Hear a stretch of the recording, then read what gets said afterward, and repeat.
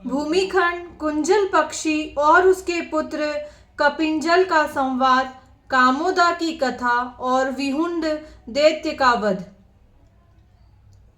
भगवान श्री विष्णु कहते हैं, धर्मात्मा, कुंजल ने अपने चौथे पुत्र कपिंजल को पुकार कर बड़ी प्रसन्नता के साथ कहा, बेटा तुम मेरे उत्तम पुत्र हो। बोलो, आहार लाने के लिए यहाँ से किस स्थान पर जाते हो? वहां तुमने कौन सी अपूर्व बात देखी अथवा सुनी है, वह मुझे बताओ। कपिंजल ने कहा, पिताजी, मैंने जो अपूर्व बात देखी है उसे बताता हूँ, सुनिए। कैलाश सब पर्वतों में श्रेष्ठ है। उसकी कांति चंद्रमा के समान श्वेत है।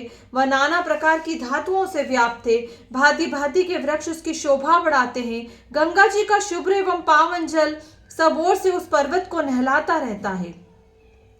वहां से सहस्रों विख्यात नदियों का प्रादुर्भाव हुआ है।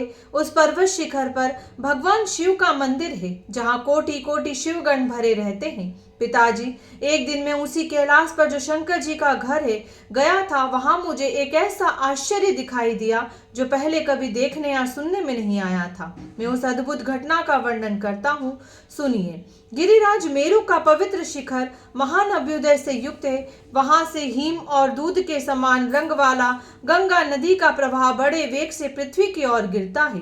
वह स्रोत कैलाश के शिखर पर पहुंचकर सब ओर फैल जाता है। उस जल से 10 योजन का लंबा चौड़ा एक भारी तालाब बन गया है। उसे गंगारध कहते हैं। वह तालाब परम पवित्र और निर्मल जल से सुशोभित है।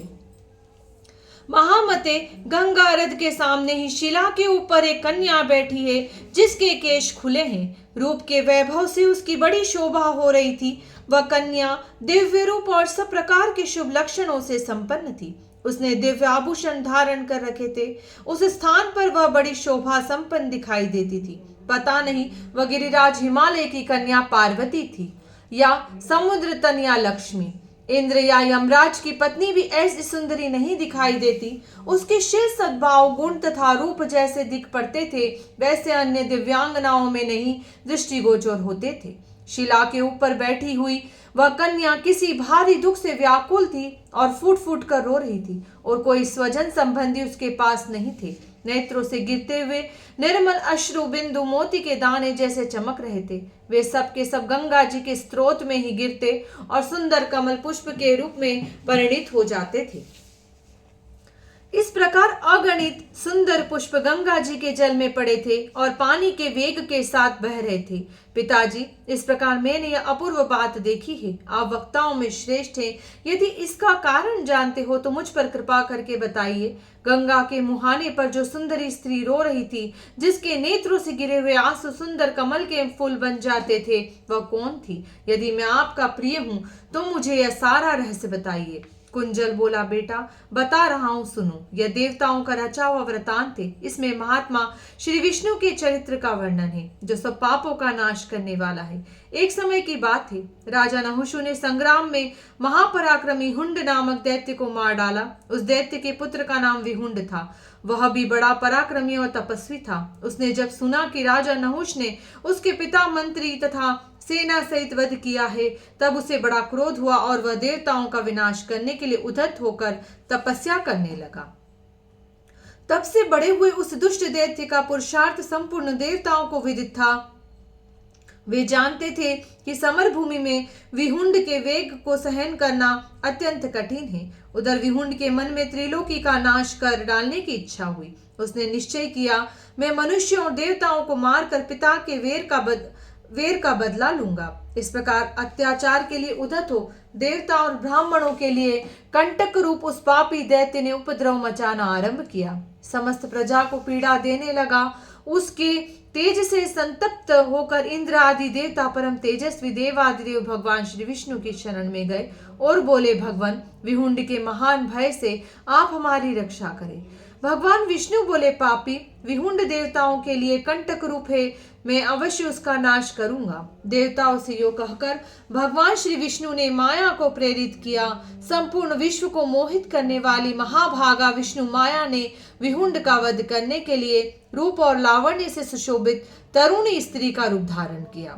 वह नंदन वन में आकर तपस्या करने लगी। इसी समय दैत्यराज विहुंड देवताओं का वध करने के लिए दिव्य मार्ग से चला। नंदनवन में पहुंचने पर उसकी दृष्टि तपस्विनी माया पर पड़ी। वह इस बात को नहीं जान सका कि यह मेरा ही नाश करने के लिए उत्पन्न हुई है। यह सुंदरी स्त्री काल रूपा है, यह बात उसकी समझ में नहीं आई। माया का शरीर तपाए हुए सुवर्ण के समान दमक रहा था। रूप का वैभव उसकी शोभा बढ़ा रहा था। पापात्मा विहुंड उस सुंदर युवती को देखते हुए लुभा गया और बोला, भद्रे तुम कौन हो, कौन हो? तुम्हारे शरीर का मध्य भाग बड़ा सुंदर है, तुम मेरे चित्त को मथे डालती हो। सुमुखी, मुझे संगम प्रदान करो और काम जनित वेदना से मेरी रक्षा करो। देवेश्वरी, अपने समागम के बदले इस समय तुम जिस जिस वस्तु की इच्छा करो वह सब तुम्हें देने को तैयार हूं। माया बोली, दानव, यदि तुम मेरा उपभोग करना चाहते हो तो 7 करोड़ कमल के फूलों से भगवान शंकर की पूजा करो। वे फूल कामोद से उत्पन्न, दिव्य, सुगंधित और देव दुर्लभ होने चाहिए। उन्हीं फूलों की सुंदर माला बनाकर मेरे कंठ में भी पहनाओ, तभी मैं तुम्हारी प्रिय भार्या बनूंगी। विहुंड ने कहा, देवी, मैं ऐसा ही करूंगा। तुम्हारा मांगा हुआ वर तुम्हें दे रहा हूं। यह कहकर दैत्यराज विहुंड जितने भी दिव्य एवं पवित्र वन थे उनमें विचरण करने लगा।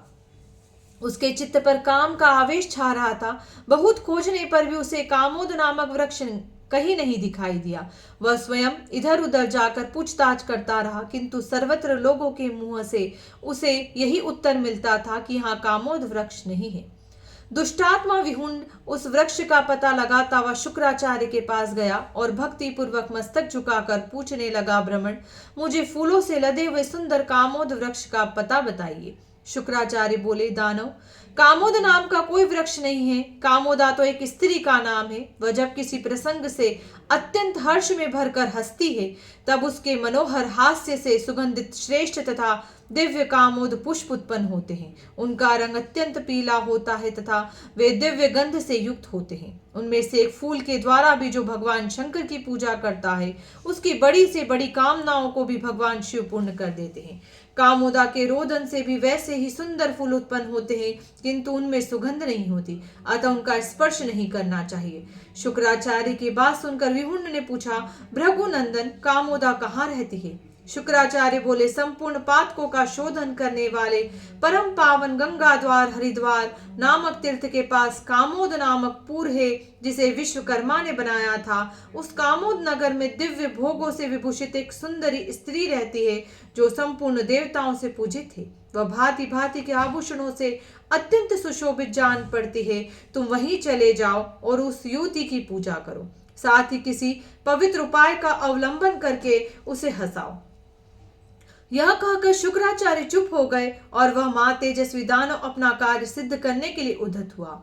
कपिंजल ने पूछा, पिताजी, कामोदा के हास्य से जो पवित्र दिव्य गंध से युक्त और देवता तथा दानवों के लिए दुर्लभ सुंदर फूल उत्पन्न होते हैं, उन्हें संपूर्ण देवता क्यों चाहते हैं? उन हास्य जनित फूलों से पूजित होने पर भगवान शंकर क्यों संतुष्ट होते हैं? उस फूल का क्या गुण है? कामोदा कौन है और वह किसकी पुत्री है? कुंजल बोला, पूर्व काल की बात है। देवता और बड़े बड़े दैत्यों ने अमृत के लिए परस्पर उत्तम सौहार्द स्थापित करके उद्यम पूर्वक क्षीर सागर का मंथन किया। देवताओं और दैत्यों के मथने से 4 कन्याएं प्रकट हुई। फिर कलश में रखा हुआ पुण्यमय अमृत दिखाई पड़ा। उपयुक्त कन्याओं में से एक का नाम लक्ष्मी था, दूसरी वारुणी नाम से प्रसिद्ध थी, तीसरी का नाम कामोदा और चौथी का ज्येष्ठा था। कामोदा अमृत की लहर से प्रकट हुई थी। वह भविष्य में भगवान श्री विष्णु की प्रसन्नता के लिए वृक्ष रूप धारण करेगी और सदा ही श्री विष्णु को आनंद देने वाली होगी। वृक्ष रूप में वह परम पवित्र तुलसी के नाम से विख्यात होगी। उसके साथ भगवान जगन्नाथ सदा ही रमण करेंगे। जो तुलसी का एक पत्ता भी ले जाकर श्री कृष्ण भगवान को समर्पित करेगा, उसका भगवान बड़ा उपकार मानेंगे और मैं इसे क्या दे डालूं, यह सोचते हुए वे उसके ऊपर बहुत प्रसन्न होंगे। इस प्रकार पूर्वोक्त 4 कन्याओं में से जो कामोदा नाम से प्रसिद्ध देवी है, वह जब हर्ष से गदगद होकर बोलती और हंसती है, तब उसके मुख से सुनहरे रंग के सुगंधित फूल झड़ते हैं। वे फूल बड़े सुंदर होते हैं, कभी कुम्हलाते नहीं हैं। जो उन फूलों का यत्न पूर्वक संग्रह करके उनके द्वारा भगवान शंकर, ब्रह्मा तथा विष्णु की पूजा करता है, उसके ऊपर सब देवता संतुष्ट होते हैं और वह जो जो चाहता है वही वही उसे अर्पण करते हैं। इसी प्रकार जब कामोदा किसी दुख से दुखी होकर रोने लगती है तब उसकी आंखों के आंसुओं से भी फूल पैदा होते और झड़ते हैं। महाभाग, वे फूल भी देखने में बड़े मनोहर होते हैं किंतु उनमें सुगंध नहीं होती। वैसे फूलों से जो शंकर का पूजन करता है उसे दुख और संताप होता है। जो परमात्मा एक बार भी उस तरह के फूलों से देवताओं की पूजा करता है उसे वे निश्चय ही दुख देते हैं। भगवान श्री विष्णु ने पापी विहुंड के पराक्रम और दुस्साहस दृष्टि डालकर देवर्षि नारद को उसके पास भेजा। उस समय वह दुरात्मा दानव कामोदा के पास जा रहा था। नारद जी उसके समीप जाकर हंसते हुए बोले, दैत्यराज, कहाँ जा रहे हो? इस समय तुम बड़े उतावले और व्याग्र जान पड़ते हो। विहुंड ने ब्रह्म कुमार नारद जी को हाथ जोड़कर प्रणाम किया और कहा, द्विज श्रेष्ठ, मैं कामोद पुष्प के लिए चला हूँ। यह सुनकर नारद जी ने कहा, दैत्य, तुम कामोद नामक श्रेष्ठ नगर में कदापि न जाना, क्योंकि वहां संपूर्ण देवताओं को विजय दिलाने वाले परम बुद्धिमान भगवान श्री विष्णु रहते हैं। दानव, जिसने उपाय से कामोद नामक फूल तुम्हारे हाथ लग सकते हैं वह मैं बता रहा हूँ। वे दिव्य पुष्प गंगा जी के जल में गिरेंगे और प्रवाह के पावन जल के साथ बहते हुए तुम्हारे पास आ जाएंगे। वे देखने में बड़े सुंदर होंगे। तुम उन्हें पानी से निकाल लाना। इस प्रकार उन फूलों का संग्रह करके अपना मनोरथ सिद्ध करो।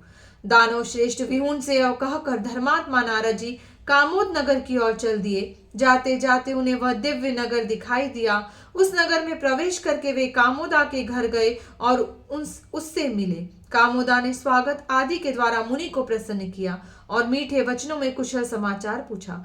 द्विज श्रेष्ठ नारद जी ने कामोदा के दिए हुए दिव्य सिंहासन पर बैठकर उससे पूछा, भगवान श्री विष्णु के तेज से प्रकट हुई कल्याणमयी देवी, तुम यहाँ सुख से रहती हो ना? किसी तरह का कष्ट तो नहीं है? कामोदा बोली, महाभाग, मैं आप जैसे महात्माओं तथा भगवान श्री विष्णु की कृपा से सुखपूर्वक जीवन व्यतीत कर रही हूँ। इस समय आपसे कुछ प्रश्नोत्तर करने का कारण उपस्थित हुआ है। आप मेरे प्रश्न का समाधान कीजिए। मुने, सोते समय मैंने एक दारुण स्वप्न देखा है। मानो किसी ने मेरे सामने आकर कहा है, अव्यक्त स्वरूप भगवान ऋषिकेश के संसार में जाएंगे, वहां जन्म ग्रहण करेंगे। महामते, ऐसा स्वप्न देखने का क्या कारण है? आप ज्ञानवानों में श्रेष्ठ हैं, कृपया बताइए। नारद जी ने कहा, भद्रे, मनुष्य जो स्वप्न देखते हैं वह 3 प्रकार का होता है, वातिक वातज, पेतिक पित्तज और कफज। सुंदरी देवताओं को नींद आती है, न स्वप्न। मनुष्य शुभ और अशुभ नाना प्रकार के स्वप्न देखता है। वे सभी स्वप्न कर्म से प्रेरित होकर दृष्टिपथ में आते हैं। पर्वत तथा ऊंचे नीचे नाना प्रकार के दुर्गम स्थानों का दर्शन होना वातिक स्वप्न है। एवं अब कफाधिक्य के कारण दिखाई देने वाला स्वप्न बता रहा हूं।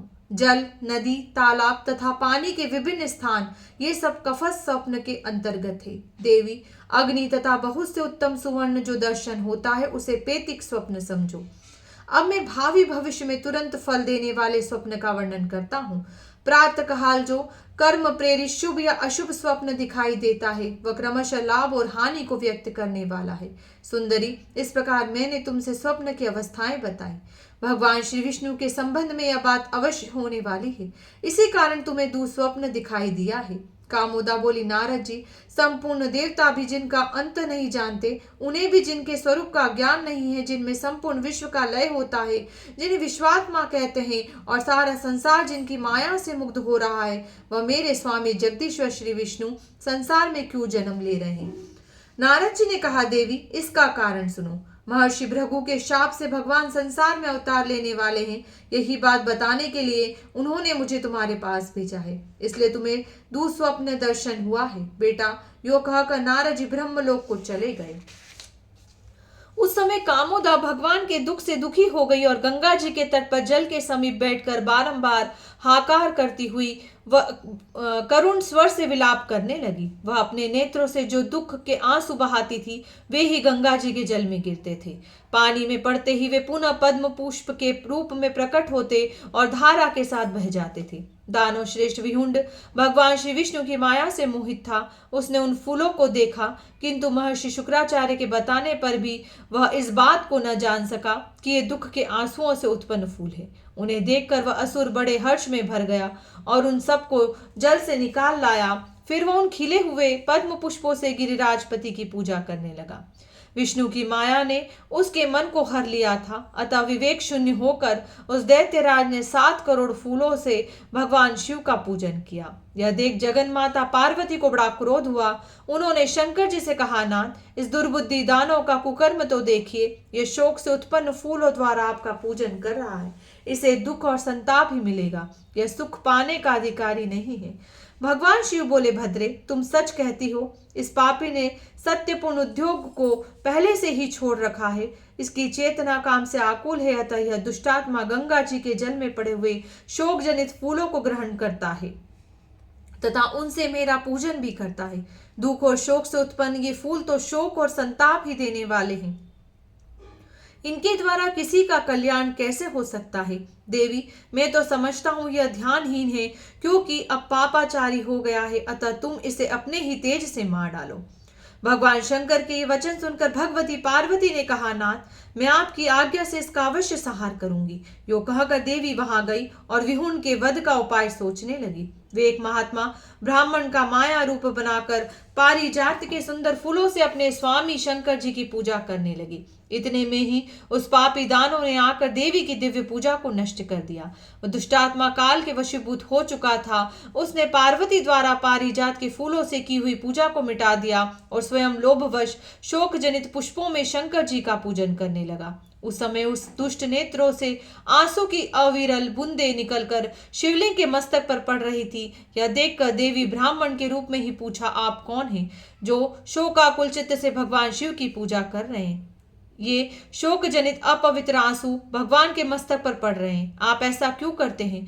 मुझे इसका कारण बताइए। विहुण बोला, भ्रमण, कुछ दिन हुए मैंने एक सुंदर स्त्री देखी जो सब प्रकार की सौभाग्य संपदा से युक्त और समस्त शुभ लक्षणों से संपन्न थी। देखने में वध कामदेव का विशाल निकेतन जान पड़ती थी। उसके मोह से मैं संतप्त हो उठा। काम से मेरा चित्त व्याकुल हो गया। जब मैंने उससे समागम की प्रार्थना की तब वह बोली, कामोद के फूलों से भगवान शंकर की पूजा करो तथा उन्हीं फूलों को माला बनाकर मेरे कंठ में पहनाओ। 7 करोड़ पुष्पों से महेश्वर का पूजन करो। उस स्त्री को पाने के लिए ही मैं पूजा करता हूँ, क्योंकि भगवान शिव अभिष्ट फल के दाता है। देवी ने कहा, अरे, कहाँ तेरा भाव है, कहाँ ध्यान है और कहाँ तुझ दुरात्मा का ज्ञान है? तू कामोद पुष्पों में से पूजा कर रहा है ना? अच्छा बता, कामोदा का सुंदर रूप कैसा है? तुमने उसे हास्य से उत्पन्न सुंदर फूल कहाँ पाए हैं? विहुण बोला, भ्रमण, मैं भाव और ध्यान कुछ नहीं जानता।